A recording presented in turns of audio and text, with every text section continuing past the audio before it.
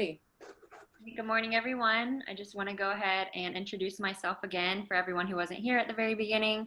My name is Lindsay Lee, senior at UNF in sports management, hope to be graduating here in just very shortly. We also have Joe with us. I'll let him kind of say hey. Everyone, glad to be here. And then also in our group, we have Sean Farmer and Nicholas Newell. I just want to go ahead and show our faces on our slide of us, so you kind of can see that if you can't see us on the actual screen. So there's all of us. I also want to give a huge thank you to our panelists who are joining us today. There they are. We have Harold Craw, which is the Executive VP and General Manager at Jacksonville Jumbo Shrimp. Next, we have, go to the next slide, we have Kenyatta Ramsey, Vice President of Business Affairs with the PGA Tour. A little bit about him too. Next, we have Drayton Florence, owner of Blue 32 and the Drayton Florence Foundation. We also have Andrea Williams, who is the Community Relations Director at Jacksonville Jumbo Shrimp. And then last but not least, we have Dr. Fritz Polite, Assistant Vice President, Shenandoah University. So those are all of our panelists. We're going to give them a minute to talk once I go over a couple of things about our webinar. Our webinar is going to be primarily talking about issues of diversity and race in sports. So again, thank you guys all for being here and joining us and just taking the time to share with us some of your experiences and knowledge. I just want to give a quick overview of this topic. So the concept of diversity encompasses a broad range of qualities and characteristics that distinguish people from one another. As we've learned so far, the world of sports is a diverse and ever-changing environment that involves individuals from all different kinds of cultures and racial backgrounds. Right now, in this day and age, it seems that diversity in sports is more prevalent than ever, especially with the current events going on in our world. Sports and politics often seem to mix together, and we find that famous athletes are using their platforms to speak up about their beliefs. Over the past few months, some of the loudest voices speaking up against racism and police brutality have come from the sports world. Some examples I can think of are former NBA player Steven Jackson, who grew up with George Floyd and also called him my twin, so it seems to be that they were pretty close. Another example is professional athlete Charles Barkley, Jimmy Rollins, and Ozzie Smith, who recently participated in a roundtable discussion, which was hosted by the Golf Channel, that focused on topics ranging from social injustice, also locker room conversations about race, and ways that sports can help combat inequality. We would like to talk about these issues on diversity and race in sports and how they intertwine with current events in this webinar, and also how your organizations are addressing these topics of inequality.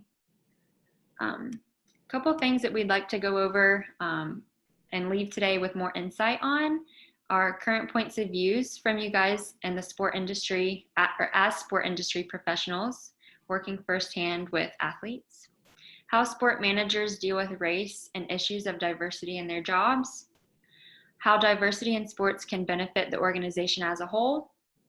Also, given the current state of racial divide in the United States, what can sport managers do to specifically address these issues? And then also what some thoughts are on the recent announcement of major teams having to change their names. For example, the Redskins. With all of that being said, I will quit talking so much. I'm ready to hear from our panelists, so let's go ahead and jump right into it. I want to give each of you guys a couple minutes to introduce yourselves and talk about your sport industry experience, how you got where you are today, and just what some things are that you went through and that you just want to let us know about. Some questions might be directed right at you, but we would love to hear from all of the panelists just because we might call on someone particularly. If you have something that you want to say or just let us know, feel free to join in. We'd love to hear from everyone. And then also we're going to open up a Q&A at the end of the webinar. So if anybody watching has any questions, you can just write it in the chat and then we'll get to that at the very end. So if we want to start with Harold Craw, if you would like to go ahead and just give us a little brief overview of yourself, background. Absolutely, glad to. Well, hello everyone. Again, Harold Craw. I'm the Executive Vice President and GM for Jacksonville Jumbo Shrimp. Have worked 20 plus now years while in minor league baseball specifically. Going into almost my 5th year in Jacksonville. Started as an entry-level salesperson or account executive or sales manager as it was called at that time, and worked through the ranks with some great experiences, and managed to work myself to a general manager position. The important thing was learning as much as I could about the business. I was fortunate enough to work for an owner in Mike Veck, whose father, Bill Veck, signed Larry Doby. A lot of people know about Jackie Robinson, but a lot of people don't know about Larry Doby. He's the first African-American player to play in the American leagues, but also second African-American player, and did not have the opportunity to play minor league season like Jackie did. So his experiences were very different.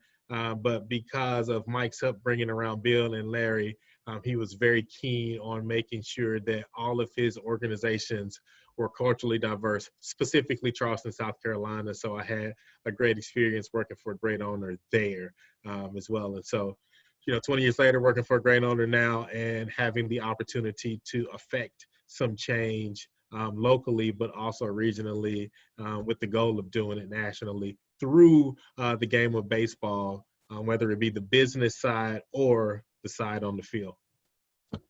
That's Harold. Thanks. Awesome, thank you. Next, if we'd like to go, or Kenyatta Ramsey, if you would like to go ahead and give us a little info about yourself. I think you're on mute.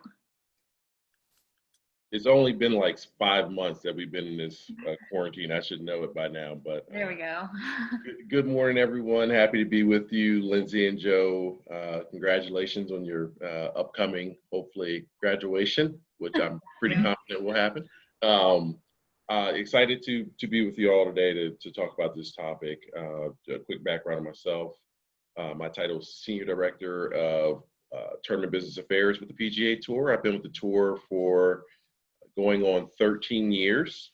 Prior to that, I was with the First Tee for 2 years. In those roles, basically helping to manage relationships with our tournament partners, our title sponsors, and all of our corporate partners within the tournament space on PGA Tour Champions, which is actually our division for the Hall of Famers and Legends of Golf. I'm also part of the Diversity and Inclusion Task Force for the PGA Tour, which makes me even more excited to be part of this conversation that you guys are having today, to learn from all the other panelists what their organizations are doing in the business. I actually got my start in golf through the PGA Tour's Minority Internship Program back at the turn of the century. So I was extremely excited to be part of this, and just the renewed focus, although it comes at a time of social unrest and a tragedy kind of sparked it, but excited to be part of this as we all look for, sort of solutions and ideas of how we are better inclusive in our business practices. Anything that I can learn from this that I can take back to our organization that helps us to get in a better spot. It's a very positive thing. So excited to be part of the conversation, and thanks for having me. Thank you for being here. I appreciate all that. Next, we'll go to Drayton Florence. Good morning. Thank you for having me. First of all, I want to say congratulations. This is a big project for you guys to kind of wrap up this unprecedented senior year. So congratulations. Thank you for having me. I also graduated from UNF. I went back to UNF recently and got my master's degree in sports management. A little bit about my background. I played 11 years in the National Football League. After I retired, I opened up a sports recovery business here in Jacksonville, Florida. It's called Blue 32. Blue 32 focuses on health and wellness, recovery aspect of what an athlete would do. We focus primarily on recovery, Most athletes perform at a high level because they recover at a high level, as well as nutrition. So our business is focused on the recovery aspect. A lot of you guys are familiar with LeBron James. We know he spends over $1 million a year on his body for recovery. So that's the business that I'm currently in now. I also run the Drayton Florence Foundation, where we primarily focus on at-risk youth and military families, and we help them to kind of expand their vision on their outcomes in life by using sports as a catalyst. And since I've retired, I recently brought on different sports that are usually not focused in the community that I grew up in, such as golf and tennis. So now we're using a lot of programs to introduce kids to different sports and give them different avenues or introduce them into different cultures of athletics that they are not familiar with. So to have guys from the PGA and Mr. Malavi on here is awesome. And I'm here to answer any kind of questions that I can with the NFL background. Awesome. Thank you so much. I wish I had $1 million to spend on recovery. Well, when you make 40, you can spend 1 million on the.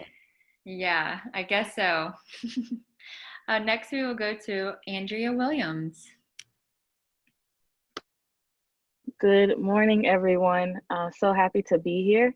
I am super excited that you all had a chance to put a project like this together, and I know that you all will be graduating, not hopefully, so I'm excited to have you all experience that milestone. It's been a while since I crossed the stage, but I definitely remember how great that feeling was, and so congratulations on doing everything you needed to do in order to get to that point. My name is Andrea Williams. I am the Director of Community Relations for your Jacksonville Jumbo Shrimp. I, along with Harold, this would have been our 5th season, but minor league baseball is obviously in a little bit of a mess right now. But I started in the industry at a small team in the Midwest League called the Quad Cities River Bandits as a merchandise intern. Had absolutely no idea what that meant at the time, but it ended up being one of the greatest summers of my life. And so once that happened, I kind of became a sports junkie, sports professional junkie, I guess you could say. Throughout my experiences, I started to notice that there were not very many people in the industry that looked like me, specifically Black and specifically female. So that became a point of emphasis for me on making sure that I exposed other young ladies that look like me to the sport of baseball and to professional sports, period. I later took my talents to the WNBA, worked as an account executive for the Atlanta Dream before I got a call from Mr. Harold Craw to come and join him and help build this crazy thing called the Jumbo Shrimp in Jacksonville. So that's kind of my background in sports, and I use my platform now, along with Harold, to work on diversity in baseball, specifically in the front office, and then exposing young African-American children to the game of baseball as early as we can possibly get them. So that's kind of my background. Again, super excited. Like Kenyatta, I'm here to learn as well, and hopefully I'll be able to take something back and help implement some more crazy, wild things here at the Jumbo Shrimp. So thanks for having me. Thank you so much for being here. And last but not least, we have Dr. Fritz Polite. If you would introduce yourself to us.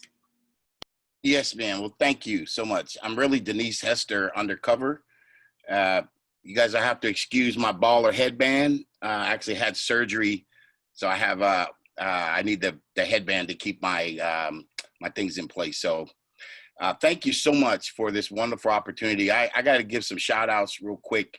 I want to thank Dr. Sweeney. Thank you so much for this opportunity. I want to thank Dr. Jackson, E. Newton Jackson Jr., for being the mentor that's allowed me to be in the position that I am today. I had no intentions of being in the academy. I was working with the National Football League at the time, and I was going to get my doctorate and go back to the NFL. And he was the one that told me you could do both, and I did it. So I want to thank him as well. Joseph, Sean, Lindsay, want to congratulate and thank you all It's really cool what you guys are doing to students. And I definitely want you to know that if there's anything I can do to help you in terms of particularly around this COVID-19, 40 million people unemployed, and it's a pretty tough industry to crack. If I can help you in any way, I definitely want to put that out there to you, that give you my contact information and see if we can help you all out. And I'm originally from Tampa, Florida.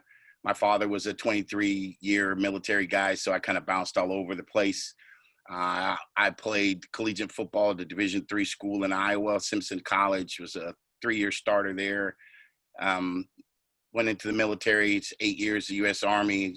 Did 3 tours over in Germany, and played professionally. Then went into coaching. I ended up coming back in 1997 to the Florida State University, where I graduated with a degree in sport administration. Worked with the NFL for 10 years, primarily with the Giants and personnel, pre-draft combine testing. I worked at Disney's Wide World of Sports. I was the general manager for the Harlem Globetrotters, and last year completed my 13th Super Bowl with over 200 students that have attended those events. We are in planning stages right now for Super Bowl in Tampa, as well as the College Football Playoff Championships in Miami. And I want to thank you all again, and this esteemed panel as well. I'm very humbled and honored. I don't know how in the hell I got on this panel, but I'm glad to be on it. We got all these wonderful, very successful people, and hopefully we can develop a relationship from here in terms of our engagement after this is all over. So thank you.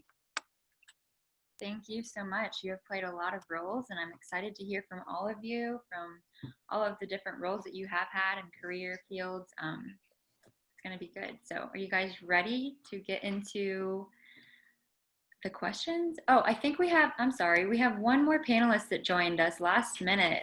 Mr. Washington, would you like to introduce yourself to us? Oh. Hey everyone, it is great to see some folks that I know and some folks that I don't know, but I've heard about. I'm Mal Washington. I'll give you a little background on me. For those of you who don't know, I played professional tennis from about 1989 to 1999 on the pro tour, traveling around to about 25 countries around the world. Before that, I played tennis at the University of Michigan for 2 years.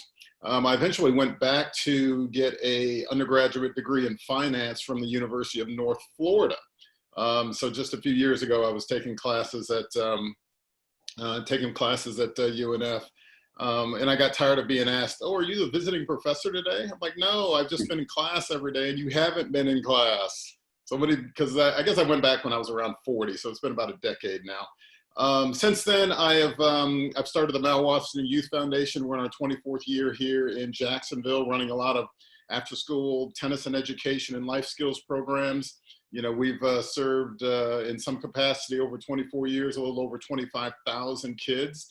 Love our partnership with the Jaguars and the Jumbo Shrimp, just exposing kids to different opportunities and getting them outside of their normal normal everyday arrangements. So we like to just give them different experiences is what we love to do. So along with that, I have my 2 kids, and one of them who does play football, and his season got canceled. He was going to be a year 1 at the University of Richmond this fall, and I'm also in the real estate business, and if I can anyway contribute to the conversation today, I'm happy to do so. I don't know about all of you, but I've had a lot of Zoom conversations about race and diversity and sports over the last, really last 3 or 4 months, more than I have in the last probably decade. But I think it's been very, very good, and I appreciate the opportunity to be here. Thank you so much. We look forward to hearing from everybody. So with that being said, I would like to go ahead and start our questions for the day. Our first question, we are going to take it to Drayton Florence. This one's for you. You mentioned in a Forbes interview that you went back to school to finish your degree in sport management to become a general manager. Is this still something you are considering? Yes, it is something that I'm considering. I didn't think it was going to be as tough as it is, even though I'm up for the challenge. So my dream, obviously, was to play professional sports. I didn't know if I was going to play baseball or professional football. So luckily it worked out. I was able to play professional football. And I always told myself, if I'm not able to win a Super Bowl ring while I was a player, I wanted to create a team and build one and win one on the personnel side. So Shaq Harris is one of my mentors, and he was one of the reasons why I came to the Jacksonville Jaguars. And we always had a lot of conversations about why aren't there as many GMs or people of color in positions to create teams and put teams together, and 75 to 85% of the players are, African-American guys. And, we would have conversations about that while I was still playing. And we see all the different things that the NFL tries to do to incorporate or include or have more diverse things going on, and things like the Rooney Rule. And I don't think those things are actually working the way they were put in place to work. There's a lot of buzz and conversations about there's not as many GMs in the NFL that are, guys of color, and why is that? So I want to kind of go into that role to pull more people into that role and get more people to think about being general managers and running the team. The athletics part, playing on the field, is also good, but if you can use your mind and your experiences to create a team, it definitely cuts down on a lot of wear and tear on the body. Believe me, I feel it every morning that I wake up. I got to kind of do a little routine to get the blood flowing and loosen up the joints before I do anything. So being on the front office side has always been something I've been passionate about. And one of the reasons for me going back, getting my master's degree in sports management is only going to help me get closer to that goal. So yes, that is still a goal, and I'm still trying to strive towards it now. Awesome. Yeah, there's definitely a lot of conflict right now. And I think we have one of our students in class did her webinar starting with the Rooney Rule. So Denise, I think you had something you wanted to say about the Rooney Rule just to kind of back him up. Okay, Hi, Miss Denise. How are you? Well, not necessarily in particular the Rooney Rule, but oh goodness. Well, yeah. The numbers that you just mentioned, with most of the players are being African American. I guess. My question would have been, how do you feel about your chances, given the landscape of diversity and inclusion, that you would become a general manager? There's only two GMs in the NFL. One, Mr. Craw in the minor leagues. What do you think your chances are? It's tough getting in there, as you said. Well, I've always been the type of person that there's no limits on what I can do. I would always tell people from the time I can remember playing sports, I'm going to be a professional athlete. And I would always have that conversation, well, you need to do other things. I said, yes, I understand, but this is what I want to do, and this is what I'm going to do. So I take that same attitude and approach now, being able to network and broaden my network with people that are on the panel here today are only going to help me to get to where I need to be. So I know it's a tough slate, but I'm up for the challenge. And I'm going to just continue to move forward and take all the opportunities and experiences that I can to continue to, strive for my goal. Yes, sir. You've also, I believe I've seen a Sport Illustrated cover, and it had underneath the quote, if you want to, oh my gosh, let me not mess that up. If you want to go fast, go alone. If you want to go far, go together.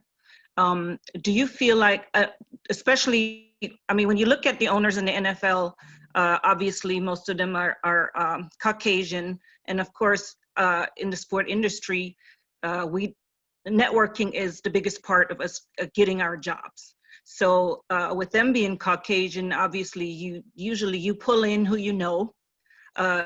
which of course a lot of times explains why most of the head coaches and a lot of the managers are Caucasian. So with that quote being said, how do you feel that you, as an African American, do you have that same network in the NFL? I mean, not even just NFL, but across the board, that you're pulling in more African Americans or more minorities as well.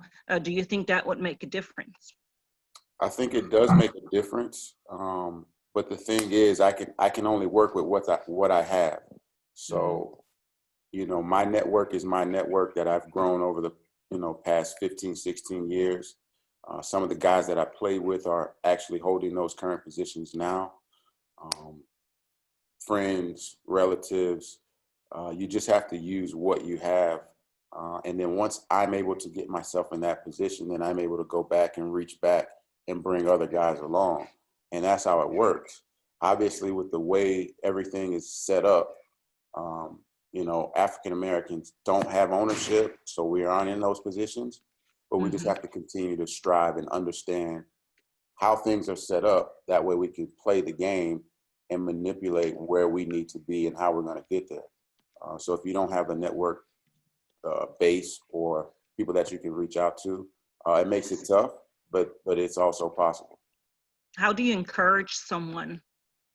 I mean, you say it's possible, but how would you encourage someone that says, well, nobody up at the top looks like me? I mean, with all those players, how do you encourage them? Well, you have to be a trailblazer. You have to go down that untraveled path and strive to be number one.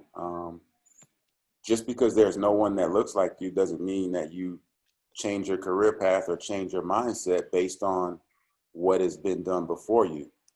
You know, if you're talking to a college kid right now that says he wants to get drafted into the NFL and you tell him his percentage is 0.8%, that shouldn't deter, you know, what he aspires to do in the future.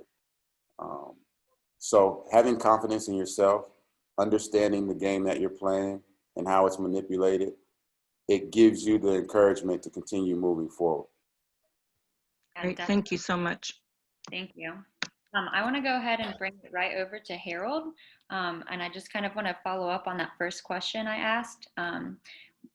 Maybe address some of the challenges in becoming a GM, since you are one of the GMs at Jumbo Shrimp. Yeah, I love to say that, Drayton. I mean, you hit it on the head. I know we've talked about this before, but hit it on the head with trying to reach back and bring some of those folks forward. Yeah, you have to want to be a trailblazer. I actually talked with somebody. They said, well, what if I don't want to be a trailblazer? Then I said, well, that might be a tough thing because unfortunately, or fortunately, however you want to look at it, we have an opportunity to do something special and unique. And paying it forward is a big part of why I'm in the role that I'm in, why I made sure that I went out and snatched Andrea from wherever she was in the country, as well as finding our director of food and beverage, as well as working with other folks to try to bring them along, because that is really important. Because if we can show that we have the knowledge base, the education, the work ethic, the things to be as successful as our counterparts working in those positions, I feel like we have an opportunity to excel. So yeah, obviously it's been tough. Some of it is who you align yourselves with. You know, obviously we all make mistakes, and I can say that I make mistakes too, aligning with folks that I thought had my better interest in mind, but did not. And so trying to find that. And honestly, sometimes you have to fail once or twice before you can really figure out what success means. And like Drayton said, like if that deters you from trying to make the NFL, then what really are you doing here? But some of the pitfalls are making sure that you don't fall into just wanting to be another one of the guys, making sure that you speak up on topics that you're passionate about. Obviously, myself working with diversity and inclusion group with minor league baseball, they actually have a program in place. I really wish that other sports would take advantage of the opportunities. The minor league baseball field program, it's an acronym, FIELD, Fostering Inclusion and Exceptional Leadership Development program, really pulls 50 to 60 students each year out of their colleges, generally historically black colleges, but a wider array now, that run an entire week-long program that's intensive and runs through minor league baseball. It really gives folks that may not have seen what the real business of baseball looks like a real in-depth look at it. And from that program, the goal was, and I say was, to gainfully employ these folks. What has happened through a couple years and having some other phone calls with these groups is that they have interest outside of the game of baseball. And so myself and a couple of other folks have taken the opportunity to engage with these folks and actually grab people from outside that world and kind of meet them up. Because a lot of it, and what I've heard, and I'm sure all of our other panelists have probably heard this as well, is, well, I don't have access. How do I find the person that's going to help me? How do I find that one position that's going to help me to excel? And that's essentially what we're trying to do. But I think each one of us kind of probably went through that process at some point, and we tried to find that person that we identified. Luckily for some of us, they were either female or they were African American, but I bet for some of us, myself being one of them, he happened to be a Caucasian individual as well. So it doesn't matter to some extent what you look like, as long as your heart is pure and you're reaching back to pull other folks forward as well. So I mean, that's it. I mean, obviously it's tough in the business, and we're trying to beat the drum as much as we can to affect those changes. But I know Andrea and I talk about this ad nauseum. It's really about us that might be seen as senior level leaders reaching back to those middle managers and really putting them along. And it's really about those middle managers reaching back to those entry level folks and kind of pulling them along. And if we each pull our portion of the string, we can all ascend to the top. Right. Yeah. Awesome. Thank you so much for that. That was a really good answer with a lot of information that I think we could all hear and learn from. I'm going to go ahead and take it to Kenyatta. What steps is your organization taking to further promote diversity given the current climate in the U.S.?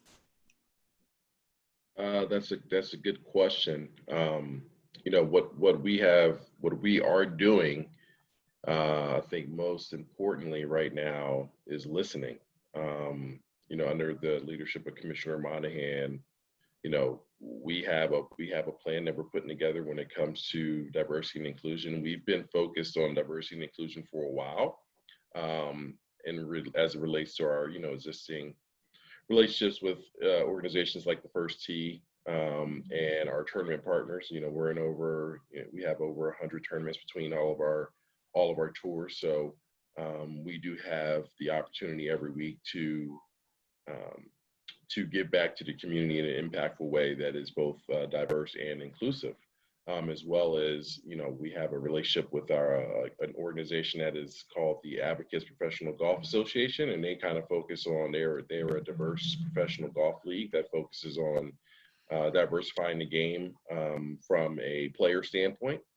But I think, you know, after the George Floyd tragedy and the following unrest,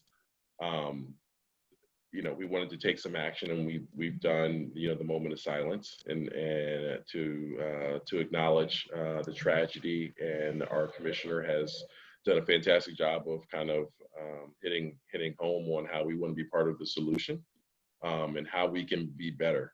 For us, it's going to be, you know, how we maximize the impact opportunities that we do have, and doing that in a way that is going to be impactful both in the immediate future as well as long term. So that's kind of the focus of, you know, what our diversity and inclusion task force is, you know, we're putting a plan together on how we impact our game and our business and our impact through taking a specific task to the diversity and inclusion areas.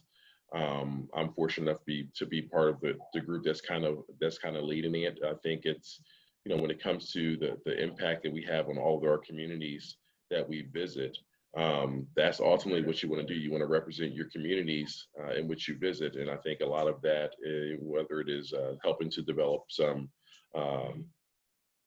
African-American minority players, whether it is how do we continue to increase the understanding of our game through volunteers and being more inclusive in every aspect of our tournament operations, whether it's volunteers, whether it's your organization that runs the tournament, or whether it's your board members within your community.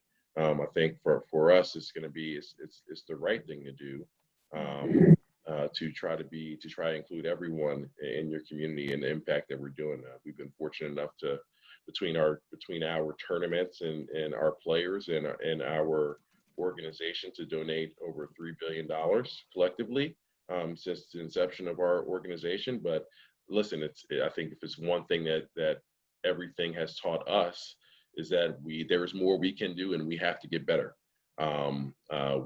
We have to be able to amplify those that we are helping, so that it gets their message out there. Because ultimately, besides providing playing opportunities for our players in these markets, our biggest goal and objective is to create a positive impact in the communities in which we go to on a week-in-week basis. And in order to do that, you have to be inclusive of everyone. You want everyone to feel comfortable coming to your events. You want everyone to feel comfortable playing the game.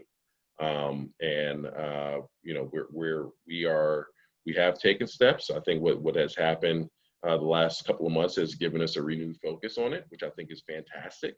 We are listening, and we're taking our time, and what we want to make sure we do is whatever we decide to partner with, and whatever we decide to do in this important area, we want to make sure that the impact is immediate and long term. So. Awesome. Thank you. Dr. Fritz, I would like to ask you the same question. What is your organization doing, or what steps are you taking to just further promote diversity? Oh my, timely question. In my new role, so I'm the Assistant Vice President for Opportunity Development, and I've been tasked by the President to work with the individual schools and colleges, particularly as it relates to further recruitment and retention of underrepresented faculty members, and then also looking at the recruitment and retention of underrepresented students in respective areas. So we have a conservatory, which is a music school. So a lot of music and acting and behind the scene type stuff going on. We have a business school, health sciences, arts and sciences. So I'm right now I'm in the midst of working with those individual groups and looking at creating kind of a scale of where we want to be. Like, we're looking at where we are now and looking at where we want to be. We've had some discussions about partnering with Hbcus, historically Black colleges and universities. We're an hour away from Washington, D.C. So we have Howard University. This is one of the meccas and one of the finer, considered a kind of the Harvard of Hbcus. We have Hampton Universities here in Virginia as well. So that's one of the things that we are doing. Our president has been very active and very involved with the discussions as it relates to racial issues and social injustices as well. So I think there's something very important that we need to speak of. We talk about like this construct of diversity has been talked about for 50 years. 50 years ago, we were talking about this construct of diversity. And diversity is a very, very broad word or term. You can have a diverse way of thought. You can have a diverse way of dressing. You have that term is so watered down to me that we really need to, I think, kind of dig deeper into what are the real challenges, what are the real problems, whether it be lack of women in leadership roles, whether it's a lack of people of color in leadership roles, because at the end of the day, it really does come down to power and control. That's what it's all about. It's about power and control. And whether we're talking from an educational perspective in higher education, or whether we're talking about the PGA and the NFL, it really comes down to power and control and the shifting or non-shifting of those power roles. And so, fortunately for me or for us, we have a woman president, a white woman president who really gets it. Like, she really truly sees the big picture. And so to promote someone like me into a position really sends a strong statement, not only to other Black students, but to white students as well, that and parents and community members and media and press. So, you know, we are definitely, as an institution, are working very hard and diligent for our students. So everything we do is really for them. So we need to be the picture of what we want the world to be. So we have to be that change, that agent of change. And so we're very serious about it.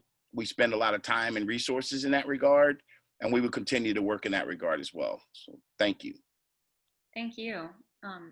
Andrea, I would like to go to you. Being the Director of Community Relations, I'm sure you deal with a lot of people on a day-to-day basis. So same exact question for you. What steps are you taking in your organization to further promote diversity, or even further than that, like Dr. Fritz just said, you can go even deeper than just the word diversity, but what are you doing to promote differentiation in your organization?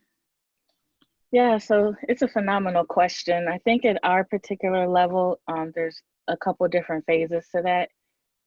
From the community perspective, what are we doing with local nonprofit partners to kind of make sure that we're integrated and we have kind of our ear to the ground in terms of what's happening and how we can participate.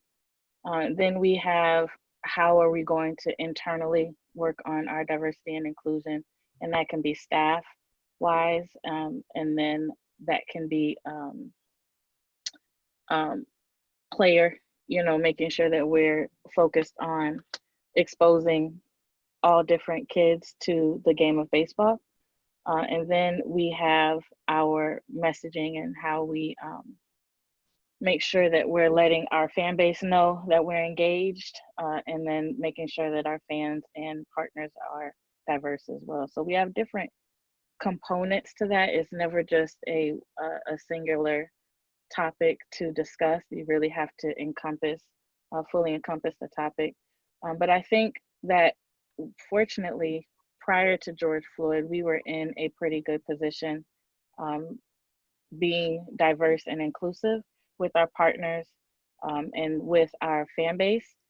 So now it's just making sure that we're tightening the bolts. So making sure that we are listening and involving ourselves in community outreach that surrounds that particular topic, making sure that we're continuing to do what we do in terms of diversity within the workforce, making sure that we are broadening the scope of applicants, making sure that we're doing our parts to mentor prospective employees as they're coming out of school and looking to get into that workforce. So I think fortunately, you know, we were in an okay position. Right now it's just tightening the bolts and making sure that we stay as diverse and inclusive as we would like to be. So we had a question come in from the audience, and everybody can chime in on this one. They asked, how can young white males entering the sport industry help diversify the field, even though that we ourselves are not in, you know, positions to make hiring decisions, just to, I guess, you know, help with the progress? Mal, if you want to answer this one, since you haven't gotten to speak much yet. Yeah, sure. I'd probably say a couple things. I think it's all of our responsibilities, whether we're a minority or a majority, to, I think, do everything we can to, you know, assist other groups of people in trying to advance. You know, while we're trying to advance, we're also reaching out, trying to help other people advance. I think, you know, some people might think, you know, diversity, you know, isn't a good thing, or I believe diversity actually makes us stronger. I think diversity, racial diversity or gender diversity, I think that makes any organization, sports organization, or my youth foundation actually stronger. So I think on an individual level, we can try to be more inclusive. One of the things I would say, we were on a extended conversation there about how do you get more people into the GM positions, or what I mean, I would imagine, I haven't tried to be a GM, and I'm not going to try to be a GM, but I would imagine that is an extremely difficult thing to do. 30 Major League Baseball teams, 32 NFL teams, there is a limited number of GMs, period. So that, even for a white person, the likelihood of you becoming a GM in the NFL is very, very small. I mean, just the sheer numbers, but it doesn't mean that you don't work towards that level of diversity. I mean, I always look at things like this, at a numbers game. Why aren't there, soon to retire or recently retired, 50 guys or 100 guys in baseball and football and basketball, getting together and pushing that issue and saying, yeah, our careers are over, but we're 30 years old, we're 40 years old. How can we further this movement? And if you have one or two guys pursuing the front office, or 7 or 8 guys pursuing the front office or wanting to be GM, that's one thing. But imagine if you had, 50, 60 guys saying, from this group, we are going to try to help motivate and encourage and cultivate and help these men grow, because we want to see them in these front office positions. It's very common, I know, in sports, where you do two things often, because I think it's the most comfortable thing. You go from your sport to the commentating booth behind a microphone because you know the sport, or you go into coaching because you know the sport. But the more people that can, the more players that can encourage other players to go into coaching, go into the commentating booth, or we're going to go back to school. And this is not easy. We're going to go back to school and get my master's degree because I want to pursue a front office position. That is not easy to do. So in the same way that some of the guys on this call, or any athlete, professional athlete, with a single-mindedness pursued their sport for a decade or two before they ever were paid a penny. I know that was the case with me. I started playing tennis at 5 and didn't receive a penny until I was 20. Okay, and at that point, I wasn't making a living at 20. I was pro, but I wasn't necessarily making a living that first year and a half.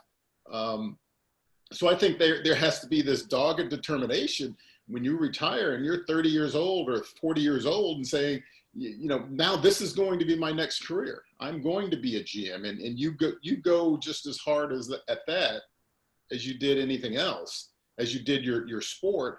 Then I think we'll see more and more players, or more and more people of color in those GM positions, eventually in those ownership positions. But I also think it's important that they look at it as a viable option. Kids, taking young boys, for example, they see football and basketball as a viable option. You can turn on TV, everyone they see kind of looks like them. It's not required that they have to see someone that looks like them, but it definitely helps. So I think for, these players who are currently playing, being a coach, being a wide receivers coach, being a head coach, being a GM, being in the front office, they have to see that as a viable, realistic option. And then I think we can see more of that happening. But mark my word, it's not going to be easy. Just because you were the man on the field or on the court doesn't mean you're going to be given this position. You have to earn that position, just like everyone else, just like you earned your position on the court. Right. Yeah. Lots of great information there. Thank you so much for that. I know we're kind of running low on time right now. We went a little over, but that's okay. I've enjoyed hearing from everyone so far, and all of your thoughts are super just intriguing to hear. I don't want to go too far over. I know we want to be respectful of our panelists' time. Kenyatta, I know you have to leave at 11, so can we just have you follow up on that same question? Yeah, sure. I would say, and it goes back to Dr. Fritz. First of all, congratulations on being in the role that you are in, and much respect and good luck on making the difference that I know that you are going to make. But when you were talking about power and control, and making a difference and passing it for and paying it forward.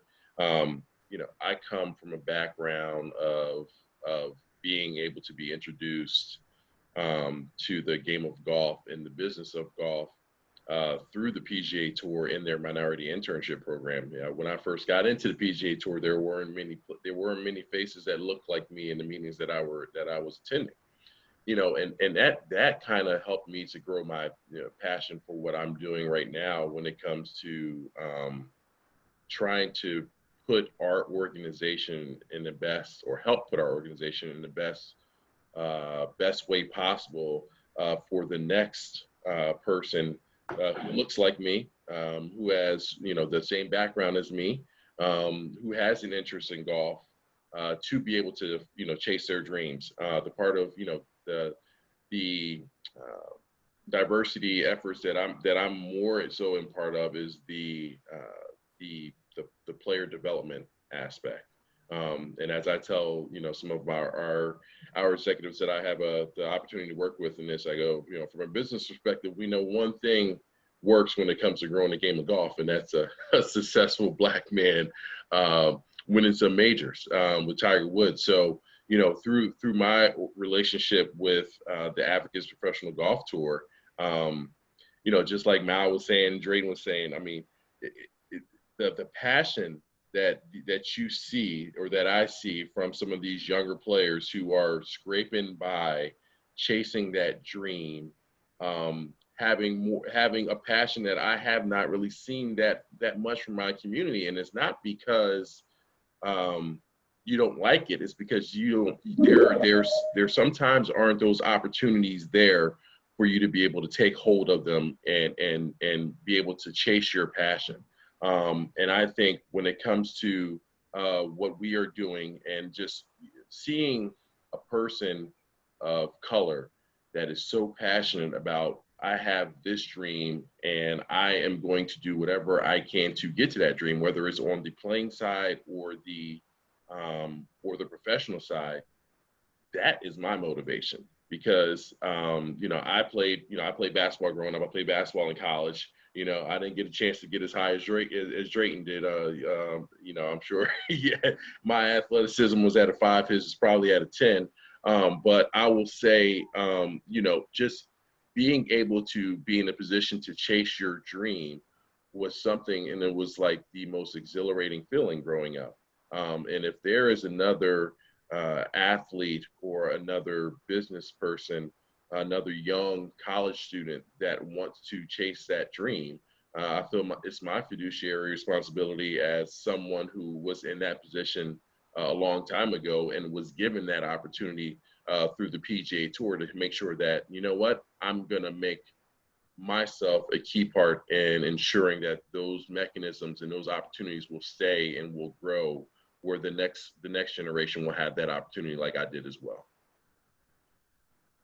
I think that's really good information. I wanted to, I know Mal was saying that, talking about how just because it's talking about GMs and getting into those positions, that, just because there's a smaller chance in general that, it's hard to get to that point, that you shouldn't try anyways, or that you should be a trailblazer. And I think, Drayton, if you want to kind of go off of that, that we would love to hear from you.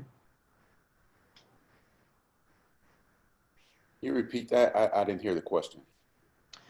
It wasn't really a question. I was just saying Mal had mentioned that, with like GM positions being, already hard enough chance to get into, and that, that doesn't mean that people should go for them, and you kind of need to be a trailblazer. And I was just going to see if, you could kind of elaborate on that off of what Mal had said earlier. Yeah, I think to that topic, it's very tough to get into those positions, but self-motivation and determination has to play a very, very big part on where you want to be in your career. You know, the example he used where, you know, young Black kids are able to see when they watch basketball or NFL, they're able to identify with those people. And most of the time they don't even understand how teams are constructed, where there's a general manager, but there's 10 to 15 jobs under the GM.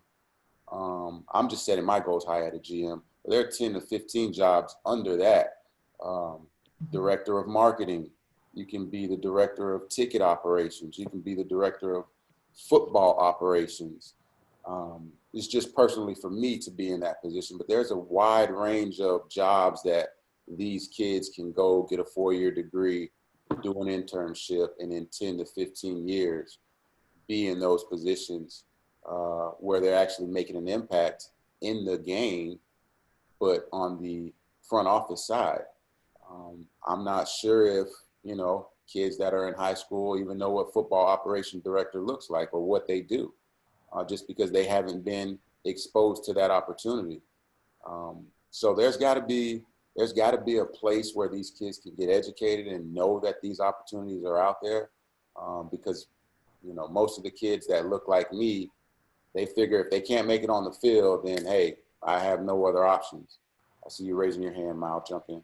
Hey, I just want to say one thing. I hope I didn't say, and I hope it didn't come off that I was saying just because the statistics are small that someone might become a GM of a Major League Baseball team.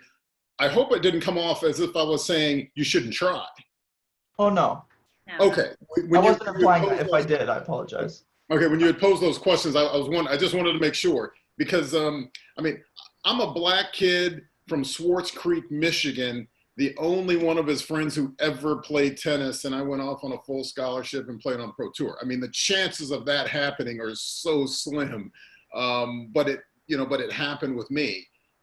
Statistics are similar with becoming a professional basketball, baseball, football player. The statistic with all the hundreds of thousands of players that play, statistically it's small, but guess what? It happens, you know, every single year they do make those teams. Yeah, I didn't take it that way at all. So. Okay, good. Thank you.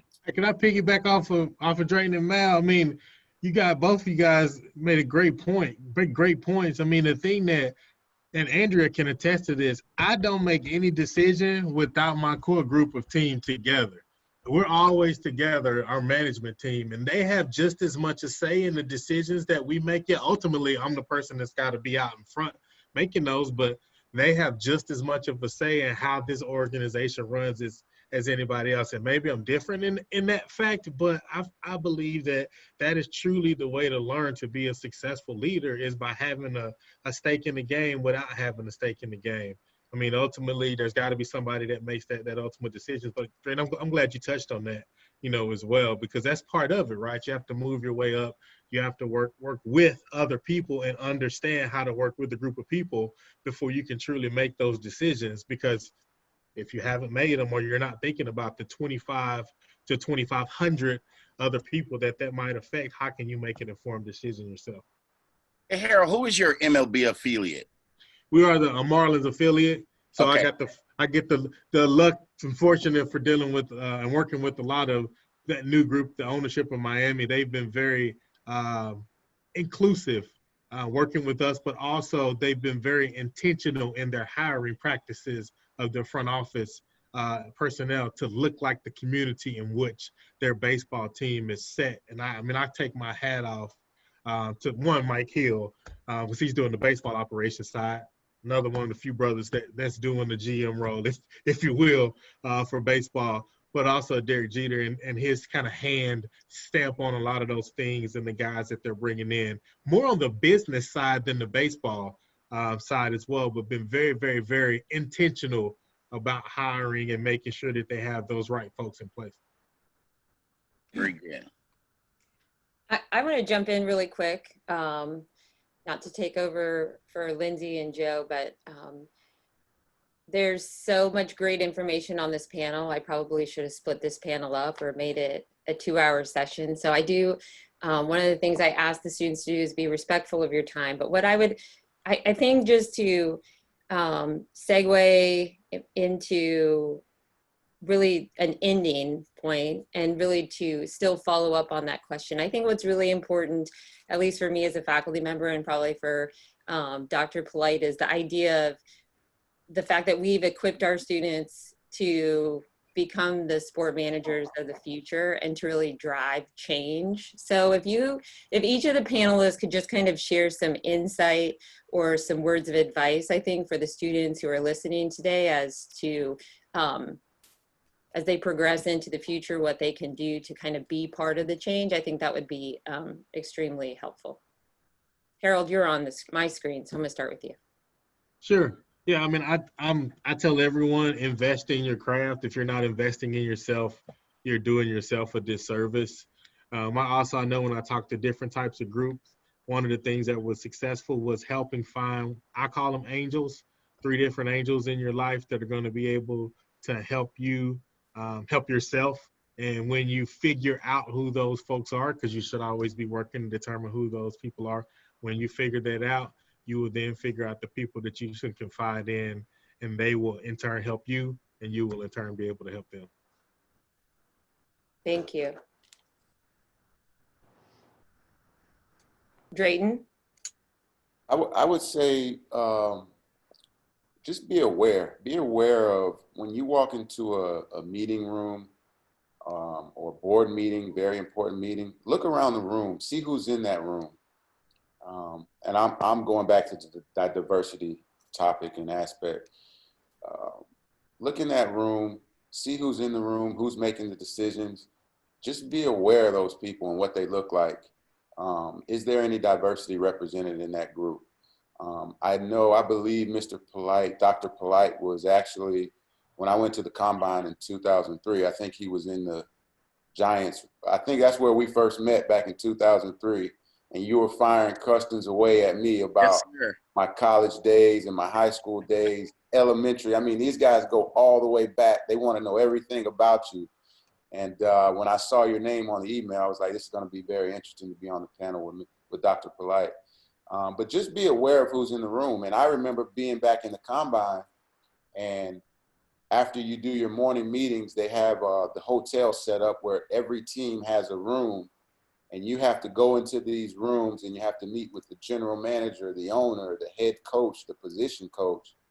And my biggest takeaway from all those meetings is nobody in the room looked like me. And everybody that was asking me these questions, none of them looked like me. So how could they really relate to me and my experiences? And a lot of that stuff was very, very political and watered down. And you see that in the sports world. Being inside the building and having access to the owner, the general manager, a lot of politics come into play. So just be aware of who's around you. If you want to work for a company that speaks and says that we inherit diversity and inclusion, are they actually practicing that, or are they just saying that, which a lot of companies are doing now with everything that's going on? So just be aware is my biggest thing, of who's in the room and who's making the decisions, because a lot of this stuff is marketing and they just want to say, hey, we're doing the right thing, but what kind of action plan do they have in place to actually counter what's actually going on? Right. Taking action is one of the biggest steps, I think, right now and in the future. Like Dr. Sweeney said, I think this panel could have gone on for hours, and maybe we should have split it up. Maybe we can add another session in the future, but we all have your contact information. It's recorded, and I just want to thank you guys so much for taking the time out of your day. We didn't even get through close to half of our questions, but I think that what we did get to, I know I personally took a lot from it, and I think that in my line of work, in my future careers, I can definitely take what you guys have said and, just think about it more, think about what we can do just to promote diversity. I know that, like Dr. Fritz said, that's a watered down word, but promote having, everybody come together and, we're all here trying to be better. At least that's the way I feel. So can I, I'm sorry, is it possible that either through Dr. Sweeney or through yourself that we could get kind of a directory of our panel today, because I've got some things going on that I know some of them might be interested in working on. So that, I mean, I do have their emails simply from the emails that you sent, but if there is a way that we could kind of exchange or share information regarding any other contacts would be great. Example is one of these days COVID-19 is going to go away, and I was working on a project in Barcelona, and I think with the NFL actually, and Brother Florence I think would be a good person to work with as it relates to doing some camps, some international global training camps, as well as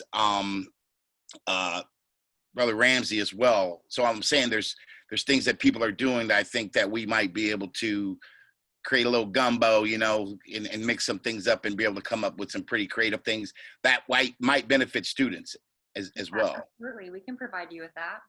Okay, thank you. Of course. And I think we would love to really be able maybe even continue this conversation and have students involved to be able just to hear your insight and to be able to learn from all of you. So I will take the blame for putting so many of you on one panel in such a short amount of time. Don't hold that against the students. But I do want one thing. I've asked all of our panelists on all the webinars to do this. Our seniors who are graduating in, it's probably almost 9 days. We're not 9 days. As you know, because of the pandemic, aren't able to have a graduation ceremony. So I've asked all the panelists if you could only provide a graduate with one piece of life advice in 15 seconds. Has to be 15 seconds, okay? What would your piece of advice be to them? Fritz, I'll start with you. I would 15 seconds. I mean, really? Okay. Learn what it means to be a servant, mentor, leader. What does that mean? To serve, to mentor other people. So study that, the servant, mentor, leader paradigm, and learn to help others. It will help you. That will be mine. Okay. Whoever wants to go next. I'll go. I wrote a couple of things down. Work your butt off. Your success is up to you. Be proactive. Embrace the differences of people you come in contact with. And life ain't easy, so suck it up. Wow, that was a lot. Like that one. I'll go next. I'll go back to the African proverb that was under the Sports Illustrated. If you want to go fast, go alone. If you want to go far, go together. I'll jump in next. I would say once you align your passion with your purpose, you'll never feel like you're working. So make sure you do that. And then once you do that, make sure you open up the door for someone behind you.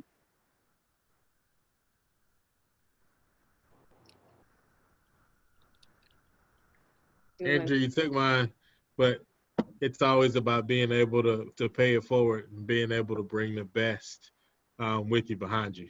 All you guys are young and are going to be fantastic in your careers, but never forget there was somebody there that had to help you along at some point.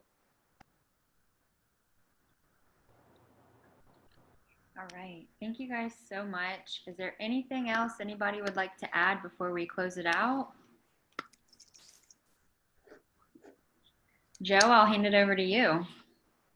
All right, well, once again, I want to thank our panelists for their time. It's been great to hear your guys' perspective, and it's definitely a lot to think about. And I think listening right now is the best thing that we can all do. But I want to go ahead and show, we have a few more segments in our sport industry webinar series. There's another one today at 2 and 2 more on Wednesday. If you guys would like to register for those, I'm sure those are going to be just as informative as this one has been. So I think we're done. And again, I want to thank you guys for being here. I got one more thing, Joe, before we go. Go right ahead. So I just want to welcome Joseph and Lindsay into the Osprey alumni family now. You guys are officially in after this project. So congratulations on all your hard work throughout this pandemic. I know it's been tough. trying to get your classwork done, and everything's changed because of COVID. But I just want to say congratulations on your determination and fighting through, toughing it out, and welcome to the family. Congratulations. Thank you so Thank much. you. Dilly, dilly, dilly, dilly, dilly, dilly. Thank you. Congratulations. Thank all of you, and I will make sure you all get connected. But I would really love to have you all back on at some time to continue the conversation, because I think it's really important. Thanks, Dr. Sweeney. Thanks, everyone. Thank you, Dr. Sweeney. Thank you. The panel was fantastic. You guys have a great day. All right, Mr. Hester, I'm Bye. about to email you right now. Okay. Oh, Dr. Jackson. Will the real Denise Hester please stand up? Dr. Polite, I'm sending you an email right now. Oh, my man, hook it up, man. Let's make it happen. All right. Thank you.